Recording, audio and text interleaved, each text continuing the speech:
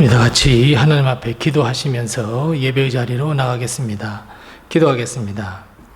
하나님 아버지, 은혜를 감사합니다. 오늘 이 하루를 주님의 은혜로 맞이하게 하시며 오늘 하루에 하나님의 은혜와 복을 기대하게 하시며 하나님께서 모든 것을 이루시고 함께 동행해 주심을 믿고 기도할 수 있도록 하신 것을 감사합니다. 오늘 하루 하나님께서 우리를 지켜보호하시고 인도해 주시며 하나님께서 좋은 곳으로 인도해 주셔서 우리가 죄의 길에 서지 아니하며 온전히 하나님을 찬양하는 자리에 설 수 있도록 하나님께서 역사하시고 우리를 붙들어 주옵소서. 우리는 늘 연약하여서 자칫 잘못하면 하나님 험한 데로 가기를 원하고 죄의 길로 가기를 원하고 세상의 길로 가기를 원하는, 아니 그쪽으로 움직이는 우리의 발걸음을 멈추게 하시고 오직 하나님의 나라를 향하여 오늘도 거침없이 한 걸음 한 걸음 걷는 저희들 되게 도와주시옵소서.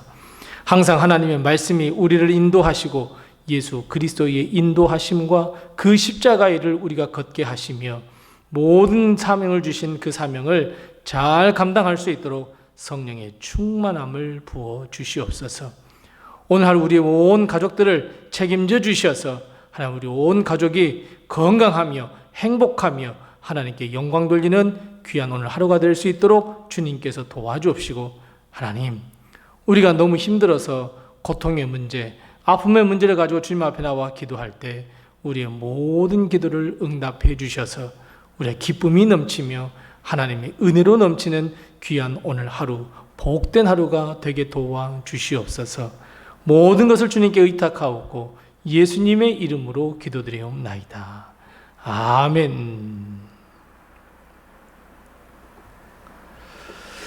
찬송가 190장 우리 함께 같이 찬송하겠습니다. 찬송가 190장입니다.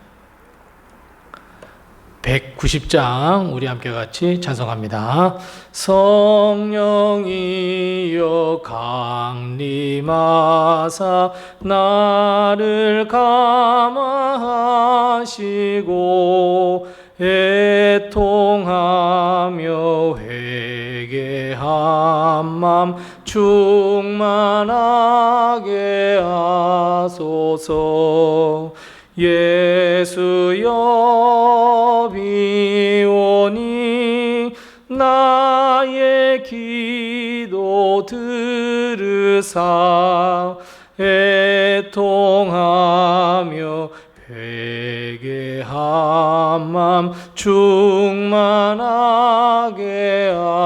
하소서. 성령이여 강림하사 그 신 권능 주소서. 원하옵니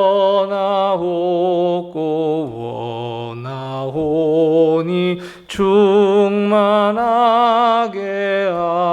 하소서. 예수여 비오니 나의 기도 들으사 애통하며 회개한 맘 충만하게 하소서. 힘이 없고 연약하나 엎드려서 비오니 성령 강림하옵소서. 충만하게 하소서.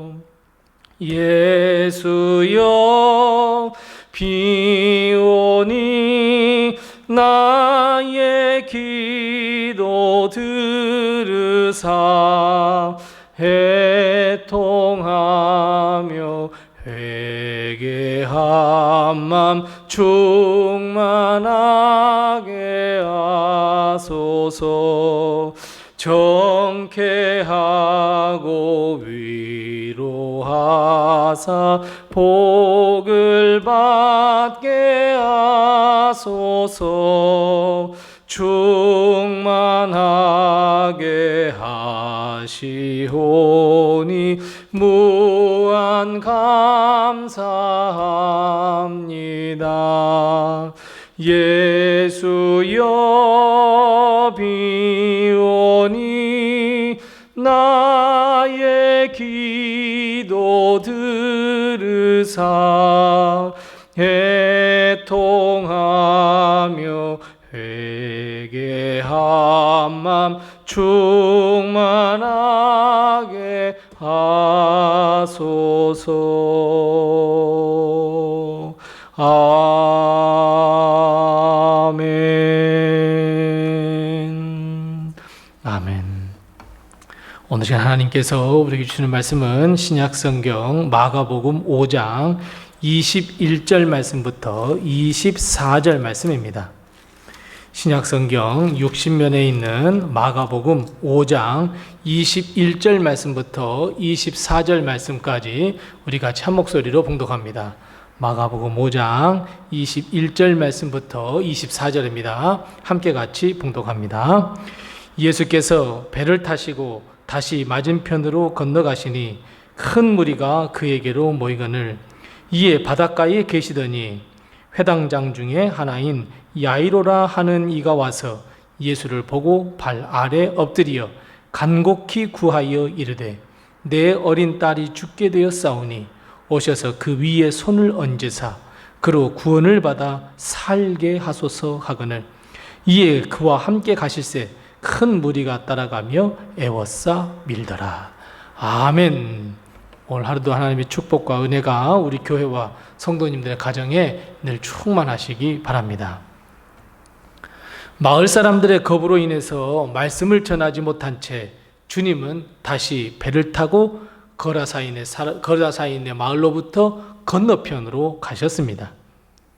역시나 거라사인의 지방에는 예수님이 아무리 가신다고 해도 그 어느 누구 하나 보지도 않았는데 역시나 주님은 다시 건너편으로 가시니 주님이 오신다는 소식에 많은 사람들이 모여들었습니다.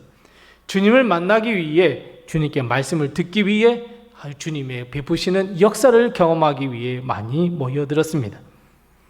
그런데 그 중에 우리가 잘 아는 야이로라고 하는 회당장 중에 한 사람이 주님께 나왔습니다. 그리고 야이로는 주님 앞에 무릎을 꿇고 간곡히 간구합니다. 자신의 어린 딸이 병에 걸렸으니 오셔서 고쳐달라고. 사실 여러분, 회당장이 주님 앞에 나온다는 것은 그 당시 상황으로는 아주 어려운 일이고 불가능한 일입니다. 왜냐하면 여러분, 회당장이라고 하는 것은 한 회당의 대표이기 때문에 그렇습니다. 자, 지금으로 말하면 예루살렘 성전에서 모든 이스라엘 백성이 예배를 드리고 하나님의 말씀을 듣기에는 매우 비좁았습니다. 그래서 그 당시에 대제사장과 서기관들과 바리새인들이 모여서 각 마을마다 이제 회당을 지어서 예배는 제사는 드릴 수 없다고 하더라도 하나님의 말씀을 가르칠 수 있는 장소, 언제든지 하나님의 말씀에 대해서 묻고 토론할 수 있는 장소, 마을의 일도 결정할 수 있는 장소를 만들자 그래서 회당을 만들었습니다. 그리고 하나의 작은 회당이라고 할지라도 회당장을 세웠습니다. 대표입니다. 그러니까 지금으로 말하면 담임 목사님쯤 된 것 같습니다. 자, 생각해 보십시오. 그 당시 바리새인과 서기관, 제사장들은 예수님을 죽이기로 모의했습니다. 예수님을 미워했습니다. 그런데 회당장이 주님 앞에 나간다고요? 회당장이 주님 앞에 나와서 자신의 모든 기도의 제목과 간구의 제목을 간곡히 부탁한다고요? 불가능한 일입니다. 마치 세리나 서기관이나 제사장, 장로가 원수 앞에 무릎을 꿇고 애원하는 것이나 마찬가지입니다. 그런 회당장이 예수님 앞에 무릎을 꿇었습니다. 그리고 오늘 본문 23절 말씀처럼 간곡하게 구하고 있습니다. 간절하게 주님께 자신의 어린 딸의 병을 고쳐달라고 부탁하고 있습니다. 이걸 원문으로 보면 거지가 지나가는 행인에게 무릎을 꿇고 구걸하는 것이나 마찬가지 표현을 사용하고 있습니다. 그런데 여러분, 오늘 이 회당장이 주님께 간곡히 부탁하는 말씀, 그 기도를 한번 보시기 바랍니다. 회당장 야이로가 주님께 어떻게 말씀하고 있습니까?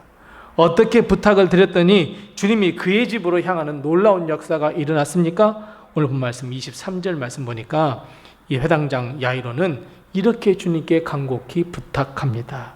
내 어린 딸이 죽게 되었사오니 오셔서 그 위에 손을 얹으사 그로 구원을 받아 살게 하소서. 아멘. 방금 읽은 야이로의 고백 가운데 주님은 어떤 마음이 가장 감동을 받으셨을까요? 어떤 말씀이 가장 중요한 말씀이었을까요? 맞습니다. 구원받아 살게 하소서. 여러분, 만일 우리였다면 어떻게 주님께 말할 것 같습니까? 맞습니다. 우리 같으면 오셔서 고쳐주세요. 건강 회복시켜주세요. 아마 이렇게 말했을 거예요. 그런데 회당장 야이로는 구원받아서 살게 하소서. 물론 야이로의 심정은 우리와 같을 겁니다. 딸을 고쳐달라는 심정은 우리와 같을 겁니다. 하지만 야이로는 그것을 넘어 구원과 살게 해달라는 간구였습니다. 사랑하는 성도 여러분, 우리도 마찬가지입니다. 우리 가정을 한번 돌아보면 실상 우리 가정에도 수많은 문제로 고민하고 걱정하는 일들이 얼마나 많이 쌓여 있는지 모릅니다. 어떤 일은 우리의 마음을 조여오기도 합니다. 스트레스 받기도 합니다. 어떤 일은 내가 감당할 수 없어서 도무지 어떻게 할 줄 몰라 헤매고 있을 때도 있습니다.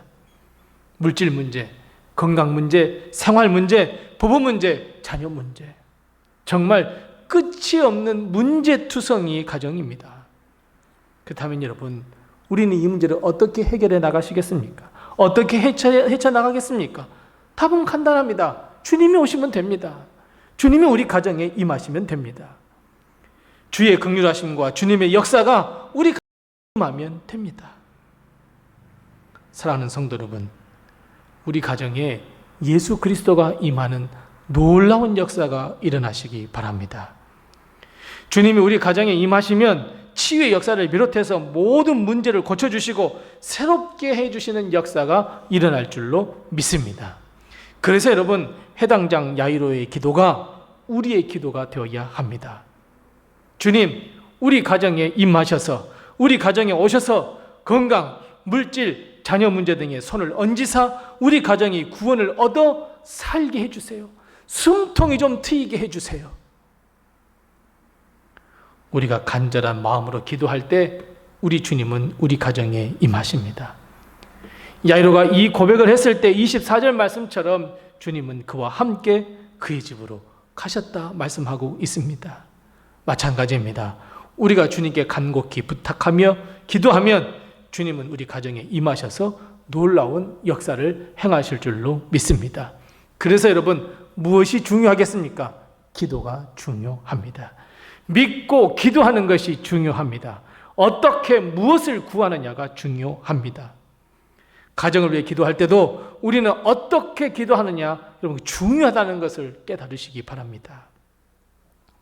회당장 야이로는 자신의 생명을 걸고 주님을 찾았습니다. 우리는 혹시 기도할 때 들어주시면 고맙고 들어주시지 아니하면 어쩔 수 없고 라고 하는 마음으로, 그런 생각으로 기도하십니까? 아닙니다. 야이로가 회당장이었기에 주님 앞에 나간다는 것은 생명을 걸고 나가는 것이나 마찬가지였습니다. 자신의 모든 지위를 박탈당할 것을 각오하고 갔습니다. 목숨 걸고 주님 앞에 나가 주님 앞에 간구했던 것처럼 우리도 그렇게 해야 합니다. 뿐만 아니라 야이로는 간곡한 기도로, 강청의 기도로, 부르짖음의 기도로 부르짖고 있습니다. 건성으로 기도하는 거 아닙니다. 그냥 입에 발린 기도가 아니었습니다. 습관처럼 드리는 기도가 아니었습니다. 주님께 강청했습니다. 간곡히 부르짖었습니다. 더 중요한 것 하나 있습니다. 야이로의 기도를 한번 보십시오. 야이로가 주님께 구하는 것을 보십시오. 매우 구체적이지 않습니까? 내 어린 딸이 죽게 되었습니다. 그러니 첫 번째, 우리 가정에 오시옵소서. 두 번째, 우리 아이의 머리에 손을 얹어 주소서.